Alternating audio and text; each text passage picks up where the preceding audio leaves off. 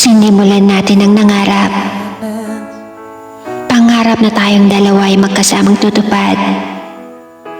Naakala ko magiging masaya tayo pareho.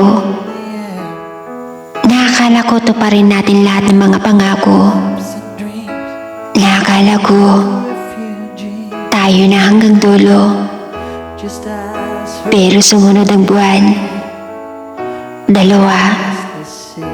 3 na akala ko ikaw na talaga. Pero hindi pala. Nagsimulang maglaro ang tadhana. At unti-unting nawawala ang saya ng relasyon nating dalawa. Nawala ang pundasyon ng ating pagmamahalan sa pag-aakala ko na maayos at mapapatibay ulit ang relasyong unti-unti nang gumuguho. Sinubukan kong ayusin pero mas lalo lang gumulo. Away dito, away doon. Talo dito, talo doon. Sigawan dito, sigawan doon. At mas lalo pang naging komplikado.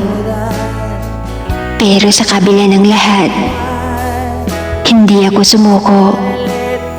Ipinaglaban ko pa din ang relasyon nating binuo. Kumapit pa din ako dahil sa mga binitawan mong mga pangako. Naniwala sa lahat ng bawat mong salita. Pero lahat ng yun ay nawala na parang bula. Sana hindi ka na lang nagbitaw ng mga salitang hindi mo naman kayang panindigan para wala akong pinanghahawakan at hindi umasa na meron pang ikaw at ako hanggang dulo.